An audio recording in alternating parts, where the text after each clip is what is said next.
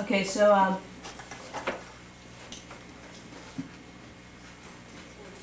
the title of this book is called Poe Man's Child, and let's see. The title character, the narrator's first person's name is Poe Childs. It's basically the story of her family. And let's see, what do you need to know? So this chapter makes a little bit of sense. Let's see, in the family is her brother Bobby, who has 3 imaginary friends named Debbie, and Tri.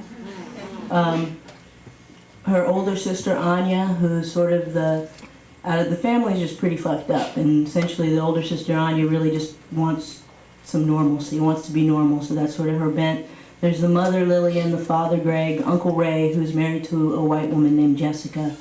And I think everything else. Oh, earlier in the book when Debbie and Tri are first introduced, the father, Poe's father, calls them pieces of Bobby's soul. Okay? So this chapter is called Debbie's Dead.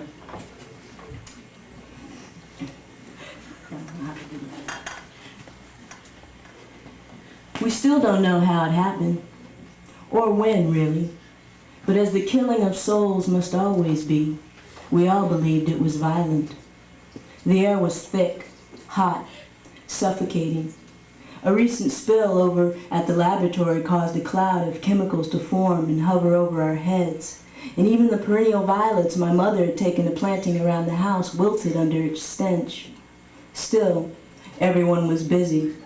Anya was busy preparing for cheerleading camp, and between trips to the sink for water, she was knocking over vases and lampshades, turning cartwheels across the living room floor. But it was her first summer as counselor, she complained when my mother told her to take it outside. If she wanted to be invited back, she needed to make an impression. Then make it outside, my mother ordered. Unless they're giving out ribbons for how much of my good crystal you can destroy, I see no cause for you to go on breaking up my house. Billy was busy singing about being down so long that down no longer worried her, and my parents were busy huddling around the card table with Ray, Sumner, and MacArthur, dabbing sweat, discussing which might be the better way to handle the advances of the Klan. Well, I say we meet him down at the county line with a bunch of semi-automatics, Ray started out, banging his fist on the table for emphasis. Scatter those honky-tonk crackerjack asses all over the woods.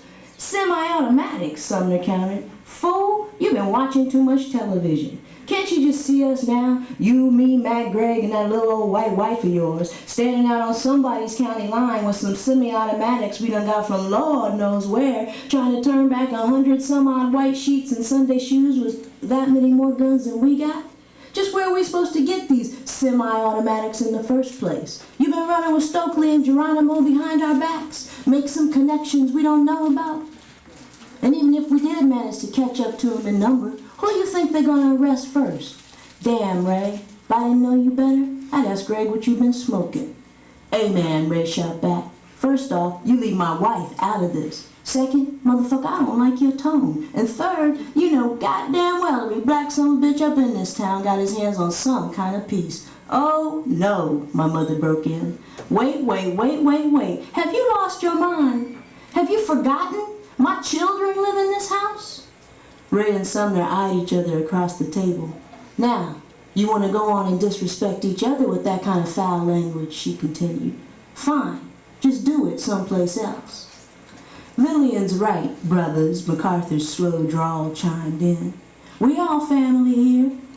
Running his tongue along a pair of snuff-stained lips, he rubbed the crest of his head as if it would show him the future, then placed his hand on his chest and bowed toward my father. No disrespect, Greg, Lillian, he offered sheepishly. Yeah, man, Ray added. I was out of my head for a second. This fool got me all caught up. My father glanced over at my mother, then back at Ray. Don't worry about it, man, he said, smiling. Yeah, me too, Greg, Sumner threw in half-hearted. But we still ain't figured out what we're gonna do about the Klan. Brother Truly says we ain't got much time, man. Says they marched through Hamilton Saturday last, burned up 2 churches and raped Minister Simon's youngest, Sarah. Told her the only reason they weren't leaving her for dead was so she could deliver her message to Simon. Tell all them educated niggas, they said. We coming their way next. Sumner, Truly, and MacArthur were members of the Alliance, the BSA, without whose help neither my father nor Uncle Ray would have been granted entrance to the college. Not because they weren't smart enough or didn't carry the grades. To hear my mother tell it, the two of them together boasted the highest combined GPA of any two students in the history of the school. The alliance, my father told us, evolved to put pressure on the Board of Admissions in an effort to keep the applications of some of our brightest young hopefuls from being passed over. But like most upstart causes with good intentions, fanatic or otherwise, once the BSA started to wield a handful of power, the job of keeping an eye on the secret maneuverings of the board was akin to the remains of a bone tossed to a ravenous pack of dogs. In time, the doings of the board no longer house the same urgency as knowing the whereabouts and activities of the KKK, the Jews, Nixon, and eventually each other.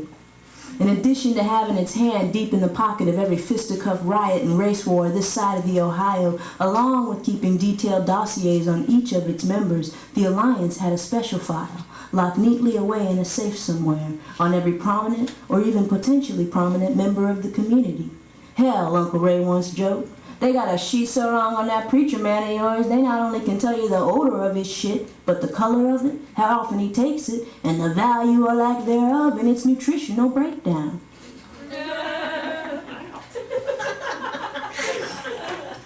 The BSA was now the Black Student Alliance in name only, leaving the Board of Admissions free to discriminate at will, our bright young hopefuls alone to fend for themselves. That may very well be, my father responded to Sumner, but it'll have to wait. Even the Klan don't like to strike on an empty stomach, and right now, brothers, the nourishment of my own family needs my attention. You're welcome to stay, of course, he added, then excused himself to search for a box of grits. As Billy moved on to seek shelter from the nurturing branches of a willow, the pungent steam from the grits rising high above the griddle to do battle with the chemicals, my mother made sure all the condiments were in order. Butter on the toast, juice and water in the pitchers, sugar in the sugar bowl. Sumner and MacArthur swung their collective weight across the 3 feet separating the family room from the kitchen, and everyone, it seemed, either harmonized in silence or wept along in solace to the blues of the lady. For once, I wasn't the last to sit down, and when my mother finally got around to telling Anya to stop all that nonsense and wash up for breakfast, after stopping to pour herself another glass of water, she actually listened. No one noticed that Bobby was missing until my father, for the second Sunday in a row, skipped over Hum-Hum's plate and Bobby failed to complain. "Where's Bobby?" my mother asked, startled. "Bobby?" my father yelled to the back of the house. "Better get while the getting's good." He rounded the corner, still and calm, bony yellow hands hanging limp at his sides, eyes beady and tight, the circumference of the pupils appearing to have shrunk a full size overnight. My mother thought it was the illness. "What's the matter, honey?" she asked. "Don't feel good this morning?" Bobby didn't answer, just stood behind his chair, frail arms dangling, staring down at the 3 extra places lining the table. "Bobby, sweetie?" my mother tried again. "You okay?" "What's the problem, little man?" MacArthur drawled, rubbing his teeth against the dirty brown lips. "White man got you down." Still, he didn't answer. Bobby's sickly appearance was nothing new. It had been with us now for some time. About a year before the morning everybody woke up strangers, his skin started to turn progressively yellow, his eyes a continuum of pale and hollow. The doctor said he had hepatitis. But on the morning we all proselytized with Billy on the salacious pleasures of being down, my mother was right. His pallor had changed, although it wasn't from the illness, at least not the one of which my mother was thinking. It was because he had made a decision, a settlement, and followed through.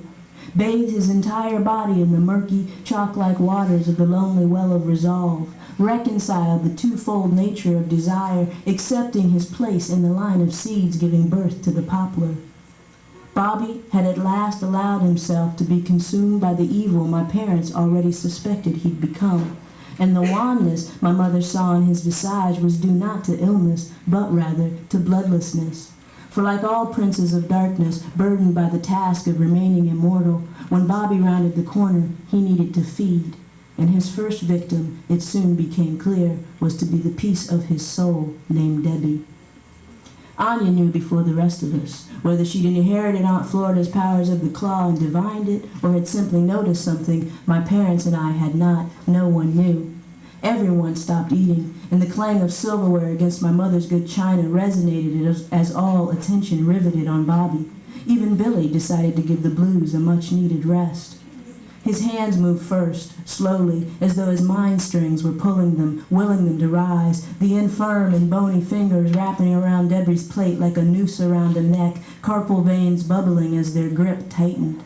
At once, the maternal shadow of concern darkened my mother's face, lifting her from her chair, while my father's hand, slow and steady, reached across the table to still her, then eased her back down.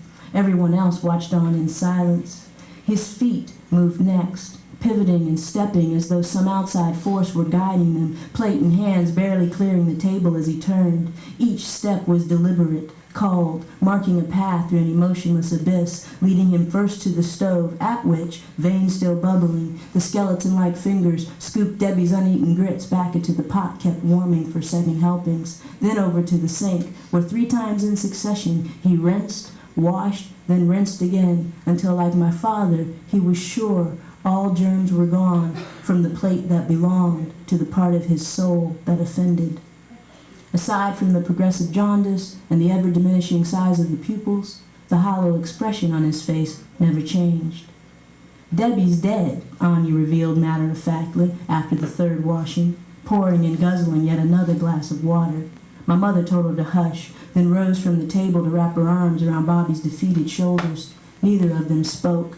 Anya gulped down her 3rd glass of water. Sumner and MacArthur, each mumbling something about things getting just a little bit too freaky up in here.